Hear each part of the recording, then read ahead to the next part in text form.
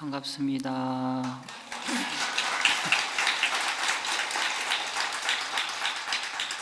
오전에 10주품 본문에 이어 오후에는 80권 하음경 7처구의 39품 중 제17권 16범행품을 하겠습니다. 법회 장소는 범행품도 10주품과 같은 도리천이 되겠습니다. 먼저 범행은 빨리어 브라마짜리야로 청정한 행위, 정행으로 관여합니다. 주로 청정 범행으로 사용하죠. 청량서에 보면 범행이라고 하는 것은 서역의 소리니 갖추어 말하면 발람마로 번역하면 정, 곧 깨끗함의 뜻이니 다만 자성이 청정한 까닭으로 곧 행이 청정하고 행이 청정한 까닭으로 곧 지혜가 청정하며 지혜가 청정한 까닭으로 곧 마음이 청정하고 마음이 청정한 까닭으로 일체 공덕이 청정하며 나아가 성불함에 이르기까지 공덕이 행으로 돌아가는 까닭으로 말하기를 청정한 행, 범행이다 라고 하였습니다. 쉽게 말해서 범행의 범이란 청정하다는 뜻으로 우리의 본래 성품이 청정하기 때문에 자연스럽게 청정한 행동과 청정한 지혜와 청정한 마음이 따라 나오게 되고 이러한 청정한 행위가 쌓여 공덕이 이루어지고 궁극적으로는 성불에 이르게 된다는 뜻입니다. 그러므로 범행은 단순한 청정한 행위가 아니라 자신의 청정함에서 비롯된 올바른 행동과 마음으로 지혜를 실천하여 성불에 이르게 되는 과정임을 말합니다. 불교에서 범자가 포함된 용어는 매우 다양합니다. 그 의미도 매우 깊죠. 예를 들어 다란이, 진언의 다른 이름을 범주라 하고 호법신중 중에는 범천, 대범천이 있습니다. 불보살의 아름답고 묘한 음성을 범음성 또는 범음이라고 하죠. 범천이 내는 소리 역시 범음이라고 표현합니다. 또한 불교 의식을 거행할 때 사용하는 음악을 범패라고 하고 사찰의 종각에 걸려있는 것을 범종각 또는 범종 이렇게 부릅니다. 그 외에도 범우, 범지, 범어사 등 많은 불교 용어에 범자가 포함되어 있습니다.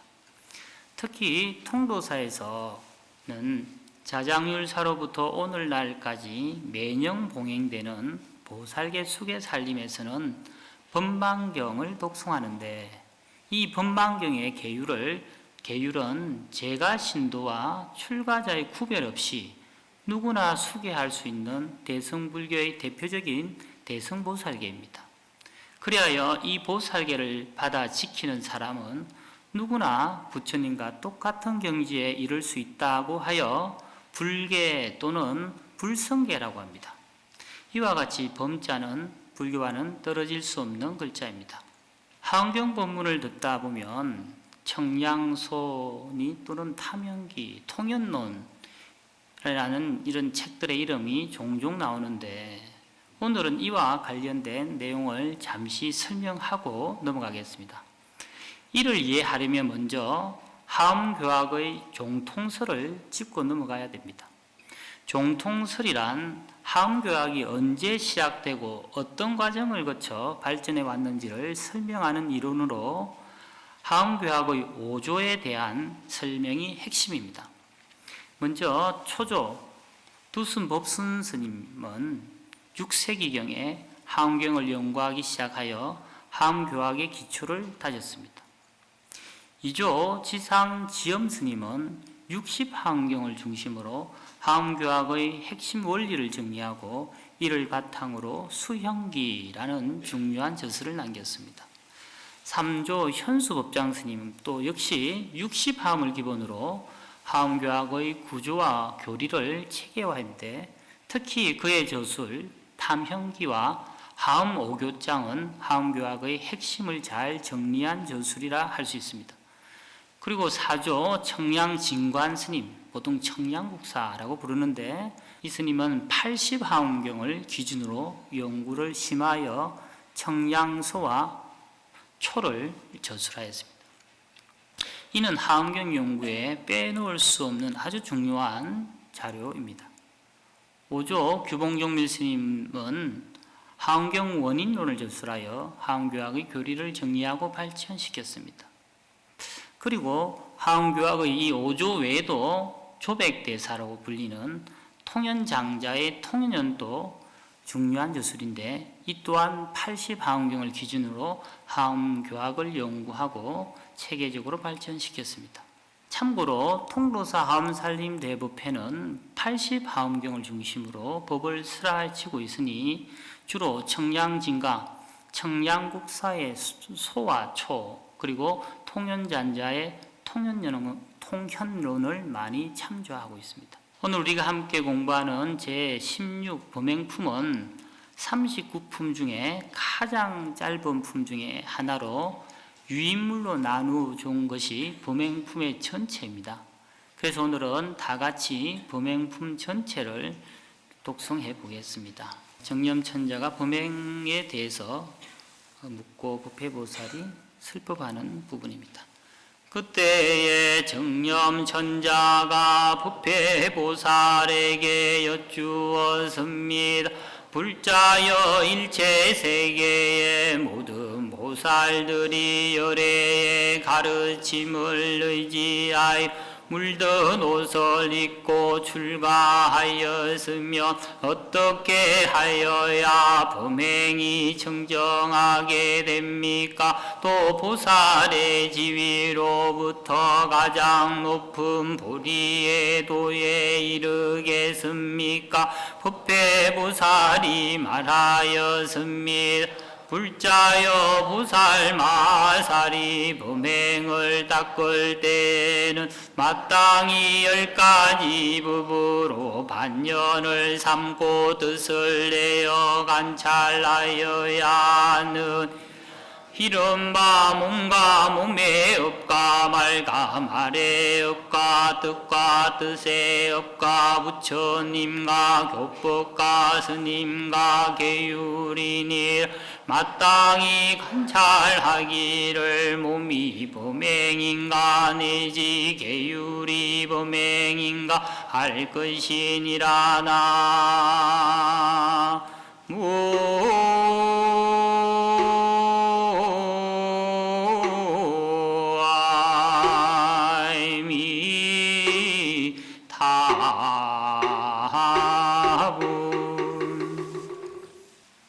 정념천자가 법회보살에게 보살이 부처님의 법을 의지해서 출가했다면 출가 수행자 볼 수 있겠죠. 어떻게 해야 범행이 청정하게 되며 위없는 깨달음에 이르는지를 묻습니다.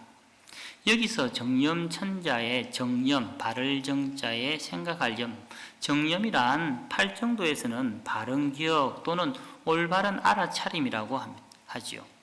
이는 단순히 과거의 사건을 기억하는 것이 아니라 현재 순간순간 일어나는 현상 혹은 존재의 실상을 정확히 이해하며 바르게 관찰하는 마음의 상태를 의미합니다. 정념천자의 질문을 받은 법회보살은 출가보살이 범행을 닦아 위 없는 깨달음, 안욕따라 삼약삼불에 이르려면 10가지 법으로 반년을 삼아 마음 깊이 관찰하라고 설합니다. 그 10가지 법이란 몸과 몸의 업과 말과 말의 업과 뜻과 뜻의 업과 불법성 그리고 계율이다 라고 합니다. 이 10가지의 법을 깊이 관찰하기 위해서는 다시 낱낱이 10가지로 분석해서 청정 범행의 실체가 무엇인가를 깨달아 나가야 된다고 설합니다. 그 10가지 법을 또 함께 독송하겠습니다. 만일 몸이 범행이라면 범행은 선하지 않은 것이며 법답지 않은 것이 혼탁한 것이며 냄새나는 것이며 부정한 것이며 싫은 것이며 허기고 그역하는 것이며 잡되고 물든 것이며 송장이며 벌레 무더기인 줄 마땅히 알아야 할 것이니라. 만일 몸의 업의 범행이라 범행은 곧 가는 것, 머무는 것, 앉는 것, 눕는 것, 왼쪽으로 돌아보는 오른쪽으로 돌아보는 것, 구부리는 것, 펴는 것, 숙이는 것, 누르는 것이 만일 말이 범행이라면 범행은 곧 음성, 숨, 입술, 혀, 목구멍, 뱉고, 삼킴, 높고, 낮, 맑고, 탁한 것이니라. 만일 말의 업이 범행이라면 범행은 곧 일상적인 생활에서 무난하고 대강 말하고 널리 말하고 비유로 말하고 직설하고 칭찬하고 헐뜯고 방편으로 말하고 세속을 따라 말하고 분명하게 말하는 것이니 만일 뜻이 범행이라면 범행은 곧 지각이며 관찰이며 분별이며 가지가지로 분별함이며 기억이며 가지가지로 기억함이 생각이며 가지가지로 생각함이며 환술이며 꿈이니 만일 뜻의 업이 범행이라면 마땅히 알지니라. 범행은 곧 생각함이며 생각이며 주임 더위며 주림이며 목마름이며 괴로움이며 즐거움이며 근심이며 기쁨이니라.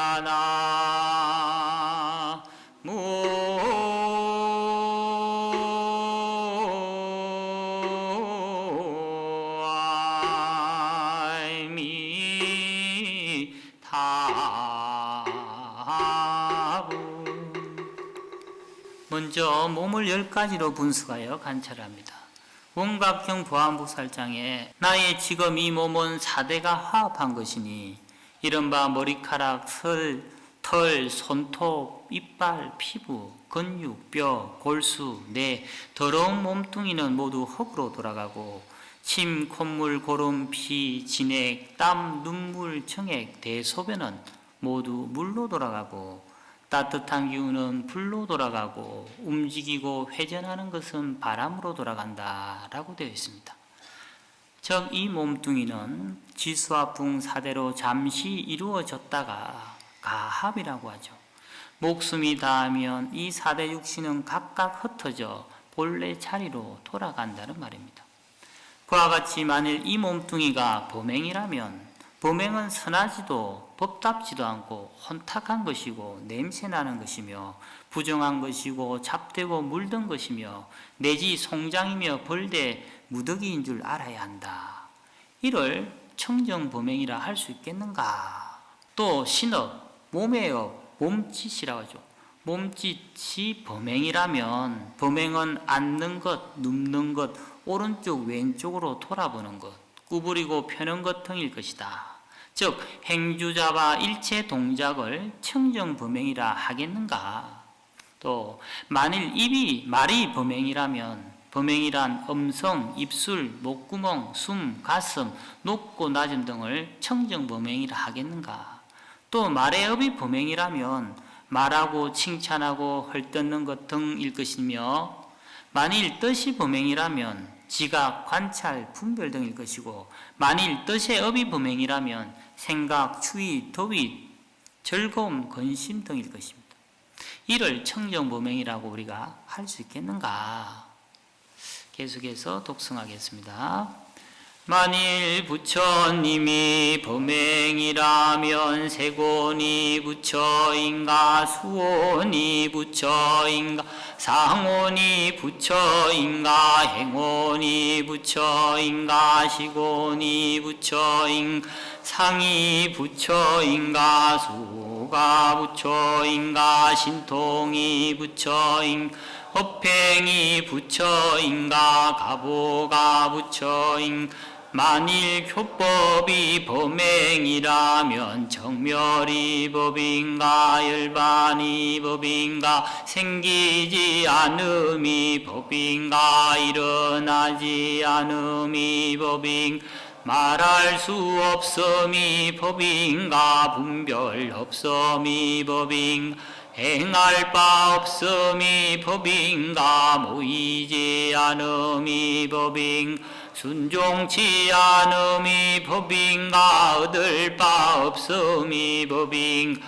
만일 스님이 범행이라면 예류향이 스님인가 예류가가 스님인가 일례향이 스님인가 일례가가 스님인가 불안향이 스님인가 불안가가 스님인가 아란향이 스님인가 아란가가 스님인가 삼명이 스님인가 육통이 스님인가 만일 계율이 범행이라면 계단이 계율인가 청정한가를 묻는 것이 계율인가 위를 가르침이 계율인가 갈말을 세 번 말함이 계율인가 화상이 계율인가 아사리가 계율인가 머리 깎는 것이 계율인가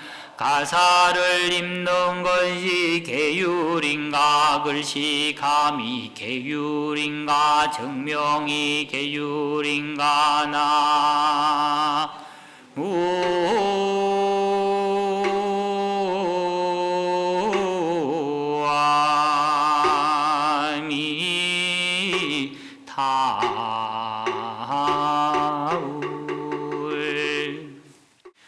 계속해서 경문을 간추려 살펴보면 이번에는 불법성 삼보와 계율에서 청정 범행을 찾아본다는 내용입니다.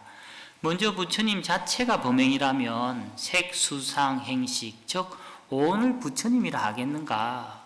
또 부처님의 가르침 그 교법이 범행이라고 한다면 정멸이 법인가 열반이 법인가 무분별이 법인가 혹은 행할 바 없음이 법인가? 다음으로 스님이 범행이라면 예류향이 스님인가 일례향이 스님인가 불안향이 스님인가 아란향이 스님인가 아니면 육통이 스님인가?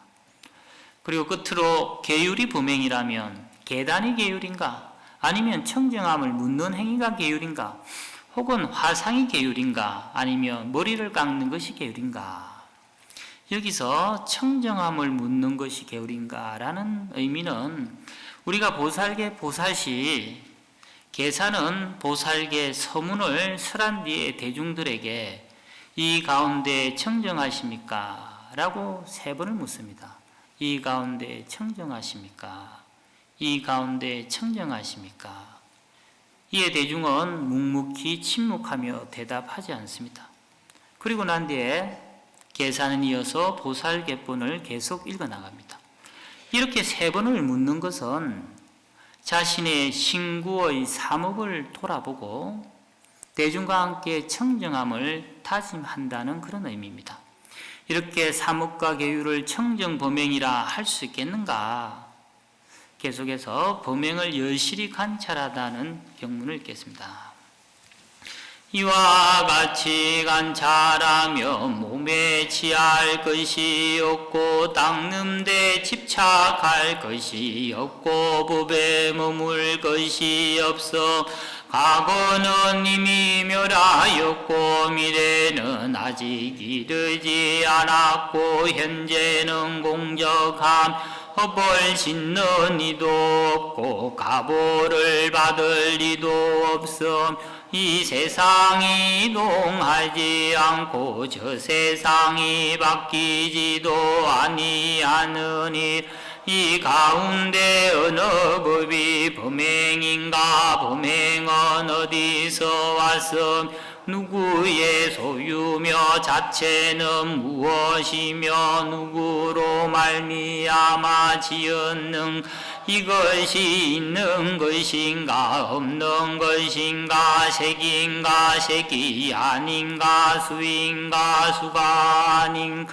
상인가 상이 아닌가 행인가 행이 아닌가 식인가 식이 아닌 이와 같이 관찰하면 범행이란 법을 얻을 수 없는 연고 삼세의 법이다 공적한 연고며 뜻에 집착이 없는 연고 마음의 장애가 없는 연고며 행할 것이 둘이 없는 연고 방편이 자제한 연고며 모양 없는 법을 받아들이는 연고 모양 없는 법을 관찰하는 연고며 부처님 법이 평등함을 아는 연고 일체 부처님 법을 갖춘 연고이므로 이와 같은 것을 청정한 법명이라 이름하느니라나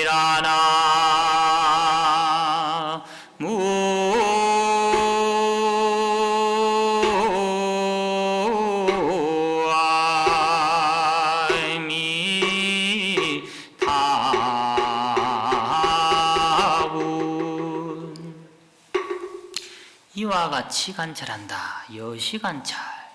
이는 곧 여실히 관찰한다는 말로 왜곡 없이 있는 그대로 맑고 깨끗하게 청정히 관찰하는 뜻입니다. 법화경 방평품에 제법 실상, 곧 모든 존재의 실상을 설명하면서 십여시를 말씀하십니다. 십여시란 여시상, 여시성, 여시체, 여시력, 여시작 등 10가지로 모든 존재의 공통된 속성을 구체적으로 나타낸 것입니다. 이와 같이 여시라는 말은 이와 같이 여실, 여여, 여래와 같은 의미로 여기서 여의 의미는 항상 변함이 없다. 오고 감의 자유자재하다는 뜻입니다. 금강연 제29 위적정분에 열애자 무소종내 영무소고 고명열애라고 했습니다. 즉 열애란 와도 옴이 없고 가도 감이 없는 것을 열애 타타가타란다. 그러므로 보명이란 있는 그대로 올바르게 중도로 실상을 관찰하는 정관, 바른 관찰이라 할 수 있겠습니다. 자, 경문을 계속 독송하겠습니다. 청정 범행의 실상을 깨닫고 다시 10가지 법을 닦는 부분입니다.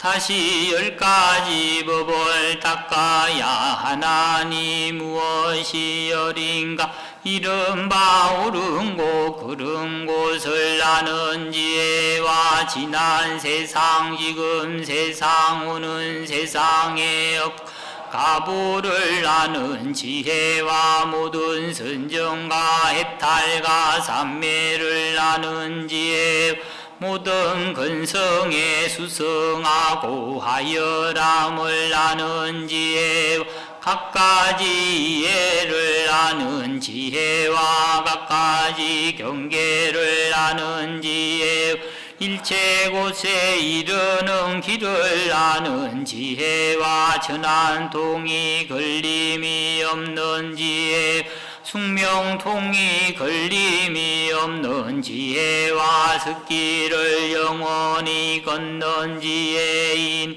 열애의 10가지 인물 낱낱이 관찰하며 낱낱임에 한량 없는 뜻이 있는 것 마땅히 물어야 하느니라. 또한 설법을 들은 뒤에는 큰 자비한 마음을 일으키나 중생을 관찰하여 버리지 아니하며 모든 법을 생각하여 쉬지 아니함 위 없는 업을 행하고도 가보를 구하지 아니함 경계가 요술과 같고 꿈과 같고 그림자 같고 메아리 같고 또한 변화와 같음 분명히 알지리라나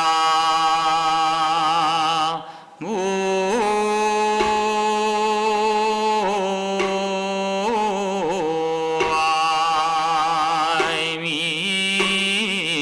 타부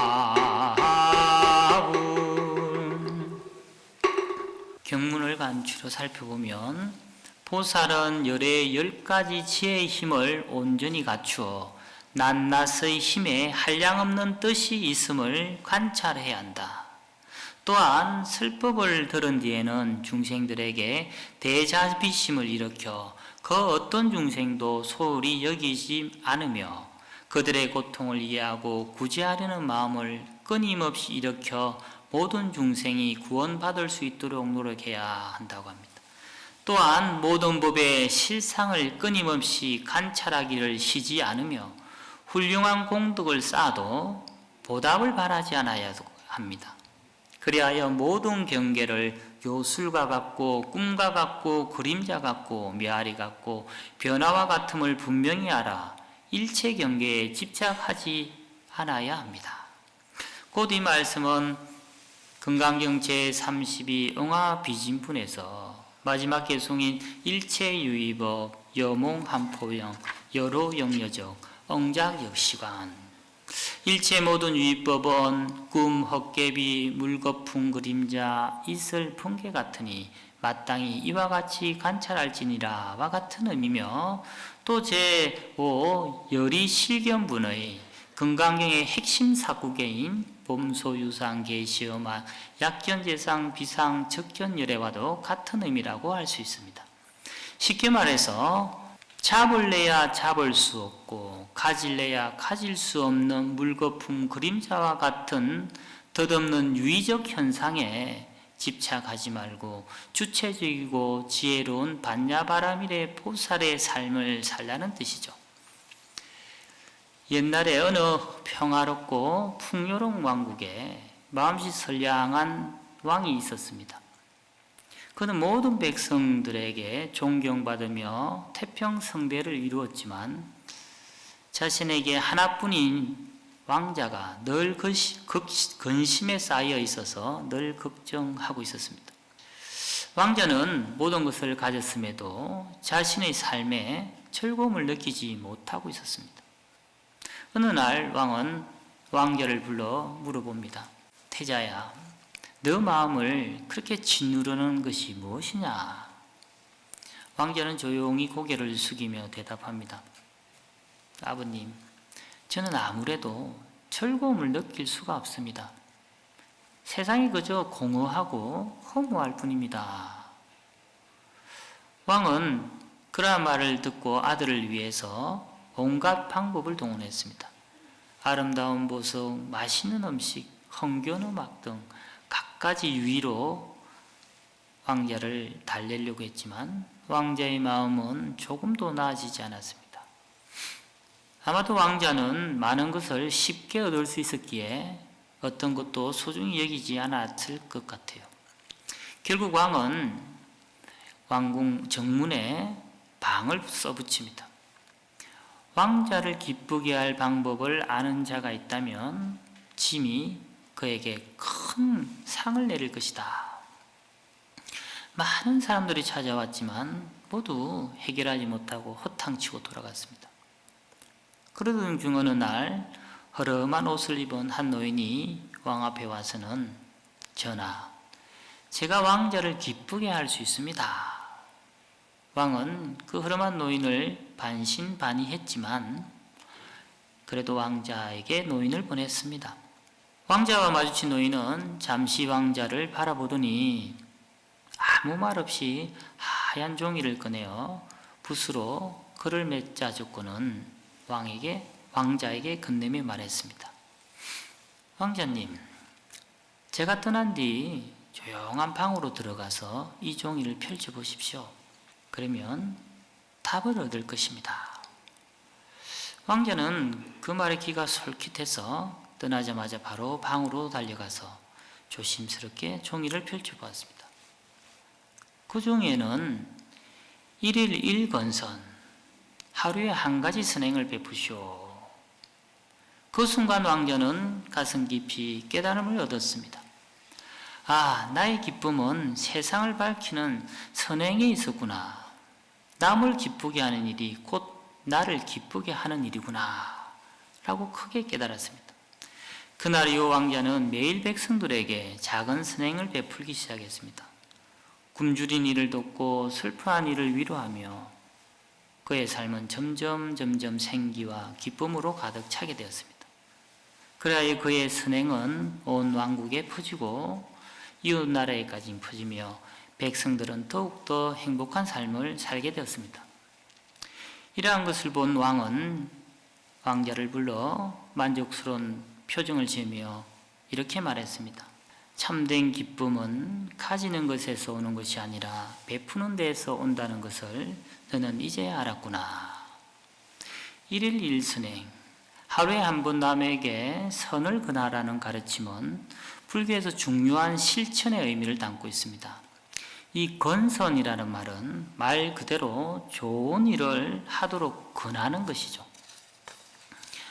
예를 들어 사찰을 짓거나 불상, 범종 같은 불사를 할 때 신도들에게 동참을 구하는 모연문이나 건선문을 작성하게 합니다. 여기서 불사라는 것은 단순히 기하불사와 같은 무언가를 시주하는 것을 넘어 성불 인연을 맺게 하는 것입니다. 곧 깨달음의 씨앗을 심는 일입니다. 다시 말해서 사람들에게 부처가 되는 인연을 만들어주는 것입니다. 이렇게 건선을 하는 이유는 단순히 좋은 일 해보세요 하며 권하는 것에 그치지 않고 이타행을 실천하는 것입니다. 즉 보살은 자신의 깨달음에만 머무르지 않고 다른 사람들, 즉 중생을 돕는 것이 참된 건선이며 보살행입니다. 그러니까 나만 잘 살면 되지 하는 것이 아니라 다른 사람도 잘 살 수 있도록 돕고 우리 모두 깨달음을 함께 이루자는 것입니다. 하원경 보현행원품의 10종 강대 행원의 9번째가 항순중생원입니다. 그 항순중생원에 이런 내용이 있습니다. 보현보살이 중생을 따르면 곧 부처님을 따르는 것이 되고 중생을 존중하면 부처님을 존중하는 것이며 중생을 기쁘게 하면 곧 모든 부처님을 기쁘게 하는 것이다 라고 말씀하십니다. 이 말씀은 중생을 돕고 존중하는 게 곧 부처님을 공경하는 것과 같다는 그런 뜻입니다. 결국 중생이 있기 때문에 부처님도 계시는 것이고 불교도 존재할 수 있는 것입니다. 이렇게 보면 불교의 가르침은 결국 중생본의, 즉 중생을 중심으로 삼는 데 있습니다. 대승불교는 중생을 돕고 그들을 깨달음을 이끄는 것을 가장 중요한 목표로 삼고 있습니다. 그래서 하루에 한 번 남에게 선을 근하라는 일일 일건선은 그냥 좋은 일을 근한다는 것을 넘어 참된 깨달음을 돕는 대승보살의 실천 정신이 담겨 있다라고 할 수 있습니다. 계속해서 경문을 독송하겠습니다. 만일 보살들이 능히 이와 같이 관찰과 행위가 더불어 서로 응하여 모든 법에 두 가지 예를 내지 아니하면 일체 부처님 법이 빨리 아파 나타날 것임. 처음 발심할 때에 곧 안욕 따라 삼약 삼보리를 얻을 것임. 일체 법이 곧 마음의 자성임을 알 것이며 지혜의 몸을 성취한 다른 이를 말미암아 깨닫지 아니할 것이니라.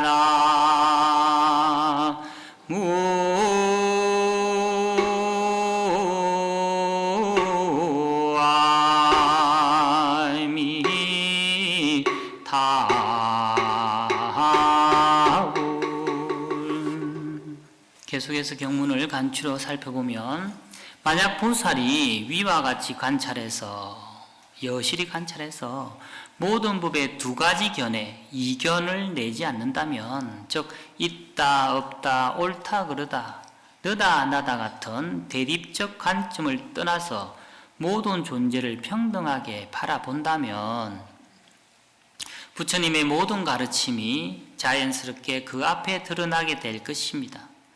이와 같이 분별을 내려놓고 고요한 마음으로 법을 관찰할 수 있다면 보살은 처음 깨달음을 발심한 순간부터 곧바로 안욕따라 삼맥삼불이 무상정등정각 위없는 완전한 깨달음을 얻을 수 있을 것이다. 여기서 말하는 처음 발심할 때에 안욕따라 삼맥삼불을 얻을 것이다 라는 구절은 법성계개송 초발심식 변정각과 같은 뜻입니다. 이 구절은 현재 우리가 접하고 있는 하원경 이 범행품에서 유래된 것으로 80근본 하원경에서는 초발심시 적덕 안욕따라 삼맥삼불이라고 되어 있으며 60근본 하원경에는 초발심시 변성정각, 성자가 변성정각이라고 되어 있습니다. 이 두 구절을 법성계에서는 초발심시 변정각이라고 간결한 개성으로 표현한 것입니다. 이와 같은 내용은 내일 배우게 될 초발심 공덕품에서도 확인할 수 있습니다. 거기에서는 차초발심보살 적시불고라, 이 초발심보살이 곧 부처인 까닭이다 라는 구절이 나오는데 이 역시 초발심의 위대한 공덕을 강조하고 있는 내용입니다. 또한 오늘 오전에 다뤘던 십주품에서도 첫 번째 주인 발심주, 흔히 초발심주라는 불리는 내용도 같은 의미를 담고 있습니다. 그러므로 초발심이란 깨달음의 길에 첫 발을 내딛는 중요한 순간으로 이 순간은 이미 깨달음과 다르지 않음을 강조하는 것이 하원경의 핵심 가르침 중 하나입니다. 이처럼 하원경은 처음 발심이라는 단계를 단순히 시작으로 보지 않고 그 자체가 곧 깨달음으로 이어지는 위대한 순간임을 여러 품에서 강조하고 있습니다. 그럼 오늘 제가 맡았던 십주품과 부맹품을 정리하면서 오늘 본문을 마칠까 합니다. 오늘 오전에 맡은 십주품에서는 법회보살이 부처님의 위신력을 받아 보살 무량 방편 산매에 들어가 보살이 머무는 곳인 주처를 설하십니다. 이는 단순히 머무는 장소가 아니라 깨달음의 경지에 이른 마음의 상태를 의미하고 보살의 주처는 법계와 허공계처럼 광대하며 삼세의 모든 부처님의 집에 머문다고 설명하여 보살의 삶이 언제나 부처님의 품 안에서 이루어진다고 강조하고 있습니다. 또한 보살 수행의 핵심인 십주, 즉 초발심주, 치지주, 수행주, 생기주, 구족, 방편주, 정심주, 불태주, 동진주, 법왕자주, 관정주를 설하며 이를 보살의 10가지 머무는 곳 주처라 부른다라고 했고, 그리고 좀 전에 설했던 범행품은 정념천자가 법회보살에게 보살이 부처님의 법에 의지해서 출가하였다면, 출가 수행자를 말합니다. 출가 수행자는 어떻게 해야 청정범행의 삶을 살아가며 나아가 위없는 깨달음에 이르는지를 묻습니다. 이에 법회보살은 부처님을 대신하여 출가자가 범행을 닦고 위없는 깨달음에 이르는 10가지 법으로 반년을 삼고 뜻을 내어 관찰해야 한다고 합니다.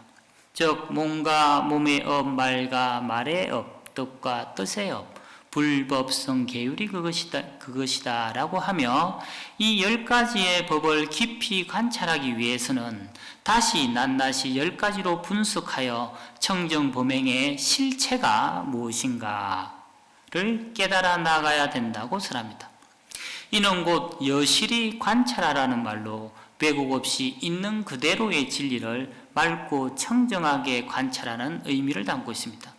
만약 보살이 이와 같이 모든 법의 2가지 견해, 이견, 유무, 시비 등을 나누지 않고 올바르게 그대로 관찰한다면 부처님의 모든 가르침이 자연스럽게 그 앞에 드러날 것이다.